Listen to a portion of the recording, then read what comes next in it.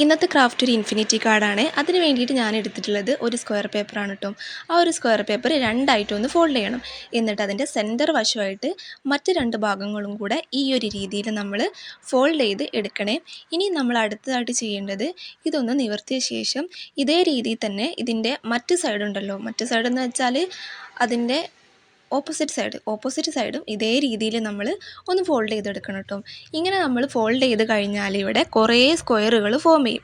അപ്പം ഈ ഒരു സ്ക്വയറിനകത്ത് നിന്ന് കുറച്ച് സ്ക്വയറുകളാണ് നമുക്ക് വെട്ടി മാറ്റേണ്ടത്. അതായത് ഇൻഫിനിറ്റി കാർഡിന് വേണ്ടിയിട്ട് ഞാൻ ഈ കാണിച്ച സ്ക്വയറുകൾ ആവശ്യമില്ല കേട്ടോ.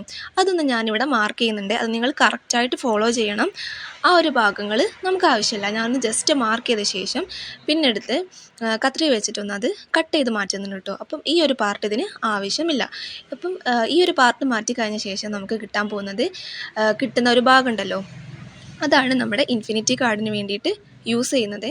എന്നിട്ട് നമ്മളൊന്ന് ഓപ്പൺ ചെയ്യുക. രണ്ട് ഓപ്പോസിറ്റ് സൈഡ്, ഞാനിപ്പോൾ മാർക്ക് ചെയ്യുന്ന ഒരു സൈഡും അതേപോലെ തന്നെ അതിൻ്റെ ഓപ്പോസിറ്റ് സൈഡും കൂടെ ഒന്ന് പശ തേച്ചിട്ട് ഇതേ രീതിയിലൊന്ന് നമ്മൾ മടക്കിയെടുക്കണേ. അതിനുശേഷം നമ്മളിപ്പോൾ എവിടേക്കാണ് പശ തേച്ചതെന്ന് നമുക്കറിയാം. ഇനി പശ തേക്കാത്ത രണ്ട് സൈഡ് ഉണ്ടല്ലോ, അതും അതിൻ്റെ ഓപ്പോസിറ്റ് സൈഡും മാർക്ക് ചെയ്ത് വെച്ചിട്ടുണ്ട്. എന്നിട്ട് അവിടെ പശ തേച്ചിട്ട് ഇതേ രീതിയിലൊന്ന് ഒട്ടിച്ചു കൊടുക്കുക കേട്ടോ. അപ്പം നമ്മുടെ ഇൻഫിനിറ്റി കാർഡ് ഇവിടെ സെറ്റായിട്ടോ. ഇൻഫിനിറ്റി കാർഡ് ഉണ്ടാക്കാൻ ഇത്രയേ ഉള്ളൂ. അപ്പം ഇതാണ് ഇൻഫിനിറ്റി കാർഡ്. ഇപ്പം ഞാനിതൊന്ന് മടക്കി സെറ്റ് ചെയ്ത് നിങ്ങൾക്ക് എങ്ങനെയാണ് ഇത് നിവർത്തിയെടുക്കുന്നതെന്ന് കൂടെ ഒന്ന് കാണിച്ചു തരാം കേട്ടോ. കാണുമ്പോൾ നമുക്ക് നല്ല ടഫാന്ന് തോന്നുന്നൊരു സാധനമാണ് ഇൻഫിനിറ്റി കാർഡ്. പക്ഷേ എന്താ സത്യം എന്ന് വെച്ചാൽ ഇത് ചെയ്യാനായിട്ട് നല്ല എളുപ്പമാണ് കേട്ടോ. വേറെ പ്രത്യേകിച്ച് ഒന്നുമില്ല, ഇത്രയും മാത്രമേ ഉള്ളൂ. അപ്പം ഇതിപ്പോൾ വൈറ്റ് പേപ്പർ മാത്രമാണല്ലോ. വൈറ്റ് പേപ്പർ മാത്രമാകുമ്പോൾ കാണാൻ വലിയ രസമില്ലാത്തതുകൊണ്ട് തന്നെ ഞാൻ കുറച്ച് ക്യൂട്ടായിട്ടുള്ള കുറച്ച് സാധനങ്ങളാണ് ഇതിൽ വരയ്ക്കാൻ പോകുന്നത്. അതായത് ഫസ്റ്റ് ഞാൻ വരയ്ക്കുന്നത് ഒരു ടെഡിയാണ് കേട്ടോ. ആ ഒരു ടെഡി വരച്ചത് പെന്ന് വെച്ചിട്ടാണ് ഞാൻ വരച്ചിട്ടുള്ളത്.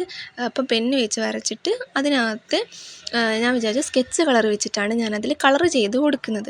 അപ്പം ഈ ഒരു ക്രാഫ്റ്റ് ചെയ്ത സമയത്ത് എനിക്ക് വന്നിട്ടുള്ള ഒരു മിസ്റ്റേക്കാണ്. നിങ്ങളത് ആവർത്തിക്കാതിരിക്കാനാണ് കേട്ടോ ഞാനിതൊന്ന് പറഞ്ഞു തരുന്നത്.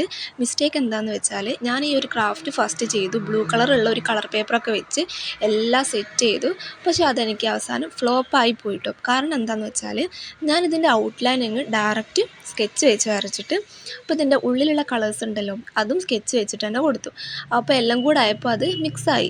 അപ്പോൾ നിങ്ങൾ വിചാരിക്കും അങ്ങനെ കൊടുത്താൽ മിക്സായി പോകുമെന്ന്. അതുകൊണ്ട് മാത്രമല്ല കേട്ടോ മിക്സായി പോയതിൻ്റെ കാരണം എന്ന് പറഞ്ഞാൽ, ഫെവിഗം എന്ന് പറഞ്ഞിട്ടുള്ളൊരു പശ ഉണ്ടായിരുന്നു കയ്യിൽ. അപ്പം അതാണ് ഞാൻ യൂസ് ചെയ്തത്.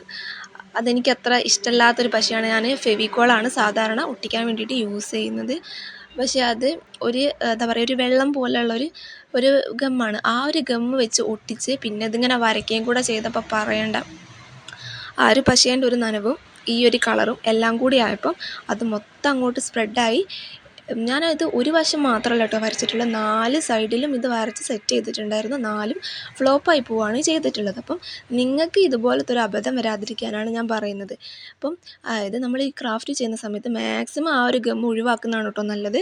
അപ്പോൾ ഫെവിക്കോളോ അല്ലെങ്കിൽ വേറെ ഏതെങ്കിലും ഒരു ഗം യൂസ് ചെയ്യുന്നതാണ് കൂടുതൽ ബെറ്റർ. കാരണം എന്താണെന്ന് വെച്ചാൽ, ഇങ്ങനെ നനവ് പോലെ വരുന്ന ഗമ്മൊക്കെ യൂസ് ചെയ്ത് കഴിഞ്ഞാൽ നമ്മൾ ചെയ്തത് മൊത്തം കോളാവുകയേ ഉള്ളൂ, അല്ലാതെ വേറെ ഒന്നും നമുക്ക് കിട്ടില്ല. അപ്പം ഞാനത് എൻ്റെ മിസ്റ്റേക്ക് ഞാൻ മനസ്സിലാക്കി. ഞാൻ പിന്നെ ഒന്നും കൂടെ അത് ചെയ്തെടുത്തതാണ് കേട്ടോ. ചെയ്തെടുത്ത് A4 വെച്ചിട്ട് എനിക്കപ്പം തോന്നി എൻ്റെ കയ്യിൽ സ്കെച്ച് കളറാണുള്ളത്, ക്രയോൺസ് ഉണ്ടായിരുന്നില്ല. അപ്പോൾ ഞാൻ വിചാരിച്ചു എന്തായാലും പെന്ന് വെച്ചിട്ട് ഔട്ട്ലൈൻ വരയ്ക്കുക, എന്നിട്ട് അതിനകത്ത് സ്കെച്ച് വെച്ച് കളർ ചെയ്യുക. അപ്പം പിന്നെ നമുക്കത് കളർ അങ്ങനെ സ്പ്രെഡ് ആവില്ലല്ലോ. ആ ഒരു രീതിയിലാണ് ഞാൻ വരച്ചിട്ടുള്ളത്. അപ്പം നിങ്ങൾ സ്കെച്ചാണ് യൂസ് ചെയ്യുന്നതെങ്കിൽ ഈ ഒരു മെത്തേഡ് ഒന്ന് ഫോളോ ചെയ്യണേ. പിന്നെ അടുത്തതായിട്ട് പറയാനുള്ളത്, സ്കെച്ച് യൂസ് ചെയ്യുകയാണെങ്കിൽ മാത്രം ഈ ഒരു മെത്തേഡ് ഫോളോ ചെയ്താൽ മതി. ഇനി അതല്ല ക്രയോൺസോ വേറെ ഏതെങ്കിലും പെൻസിൽ കളറൊക്കെ ആണെങ്കിൽ അതൊന്നും പേടിക്കാനുള്ള, നമുക്ക് എന്ത് വേണമെങ്കിലും അതിനകത്ത് വരച്ച് കൊടുക്കാം കേട്ടോ. സ്കെച്ചിന് മാത്രമേ ആ ഒരു പ്രശ്നമുള്ളൂ. അപ്പം ഞാനിവിടെ ക്യൂട്ടായിട്ട് തോന്നുന്ന കുറച്ച് സാധനങ്ങളാണ് വരച്ചിട്ടുള്ളത്. അപ്പോൾ അത് വരച്ചത് ഒരു ബന്ധമില്ലാത്തതാണ്. കാരണം എന്ന് വെച്ചാൽ, ഒന്ന് ഞാൻ പെൻകിന് വരച്ചിട്ടുണ്ട്, പിന്നെ ടെഡി വരച്ചിട്ടുണ്ട്, ഡക്കിനെ വരച്ചിട്ടുണ്ട്, പിന്നെ അവഗാഡോ വരച്ചിട്ടുണ്ട്. അതും 4 ഒരു ബന്ധമില്ലാത്ത റാണ്ടായിട്ടുള്ള കുറച്ച് സാധനങ്ങളാണ് കേട്ടോ വരച്ചിട്ടുള്ളത്. എനിക്ക് ക്യൂട്ടായിട്ട് ഈ കുറച്ച് പിക്ചറൊക്കെ കണ്ട സമയത്ത് എനിക്കത് ക്യൂട്ടായിട്ട് തോന്നി. അങ്ങനെ ഞാനത് ചെയ്തതാണ് കേട്ടോ. അപ്പം നിങ്ങൾക്ക് കുറച്ചുകൂടി നല്ല ഡെപ്തായിട്ട് എന്തെങ്കിലും ഒന്ന് വരയ്ക്കണം എന്നൊക്കെ തോന്നുകയാണെങ്കിൽ അങ്ങനെ വരയ്ക്കാം കേട്ടോ. അങ്ങനെ ചെയ്താലും രസമാണ്. അതേപോലെ തന്നെ നമുക്കിത് ഒരു ഗിഫ്റ്റൊക്കെ ആയിട്ട് കൊടുത്താലും അടിപൊളിയാണ് കേട്ടോ. അതിങ്ങനെ തുറന്ന് ഓപ്പൺ ചെയ്യുന്ന സമയത്ത് ഇൻഫിനിറ്റി കാർഡ്, ഇതിനൊരു അവസാനം ഇല്ലല്ലോ. ഇൻഫിനിറ്റി എന്ന് പറഞ്ഞാൽ തന്നെ ആ വേർഡ് തന്നെ ഉണ്ട് ഇൻഫിനിറ്റി, അതായത് അവസാനം ഇല്ല. അപ്പോൾ അവസാനം ഇല്ലാത്ത ഒരു കാർഡ്.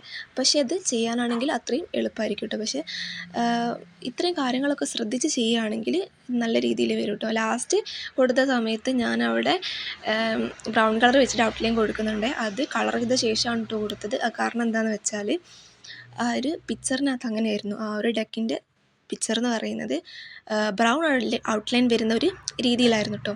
അതുകൊണ്ടാണ് ഞാൻ അങ്ങനെ വരച്ചിട്ടുള്ളത്. അപ്പം ഇതാണ് നമ്മുടെ ഇൻഫിനിറ്റി കാർഡ്. ഇനി നമ്മൾ ഇത്രയും വരച്ചിട്ടുള്ള ഓരോ ഇൻഫിനിറ്റി കാർഡിൽ എന്തും വരയ്ക്കാം, അതായത് ഡെപ്ത് ആയിട്ടുള്ള എന്ത് വേണമെങ്കിലും നമുക്ക് വരയ്ക്കാം.